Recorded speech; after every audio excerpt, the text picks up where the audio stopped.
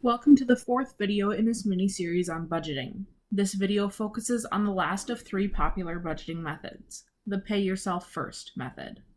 Once again, it will provide you with a basic overview of the method, what is it, why use it, and how it works. This video will also walk you through an example of how this budget works. Shall we get started? Most budgets only worry about saving money once all other expenses are taken care of. The pay yourself first method takes a different approach. Paying yourself first means setting aside a set amount or percent of your income for all of your savings needs, short and long term, before paying any bills. This type of budgeting uses a simple two-step approach. It's ideal for those who struggle to track all of their spending, those who prefer to use cards and plastic instead of cash, and for those who are finding it hard or nearly impossible to save each month because it makes savings a priority.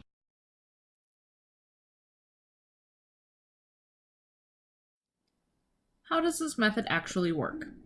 Unlike most budgeting methods where you sit down and figure out your expenses first, the pay yourself first method asks you to think about your short and long-term financial goals first.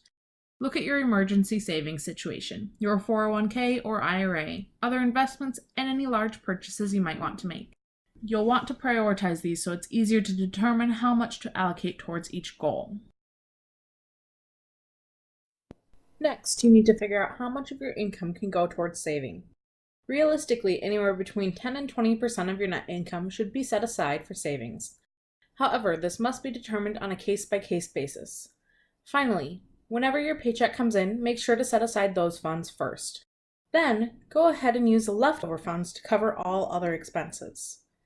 Make sure to never dip into your savings to cover your monthly expenses.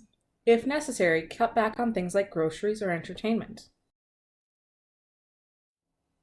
This method works best with direct deposit and automatic transfers. Keeping the money out of sight and out of mind makes it easier to allocate funds to saving. You will also be less likely to try and dip into the savings to cover other needs if it's an automated process. Let's look at a simple example together with a monthly budget of $1,500 and a goal to set aside funds for your 401k, your emergency fund, and a new car. If you decide that 15% is comfortable for you, then you have $225 that will be used specifically for savings, and the other $1,275 will be used towards all other essential and non-essential expenses. Breaking that $225 down further, you have three goals: your 401k, emergency fund, and that new car. Let's say you decide to put 5% towards each. Then each pay period, $75 would be deposited into your 401k, $75 to your emergency savings, and the last $75 to your new car savings. If you automate this process, it would really be as if you only got paid $1,275 in the first place, making the whole process much easier. This video gave you a basic overview of the pay yourself first budgeting method. Thanks for listening, and don't forget to take the quiz.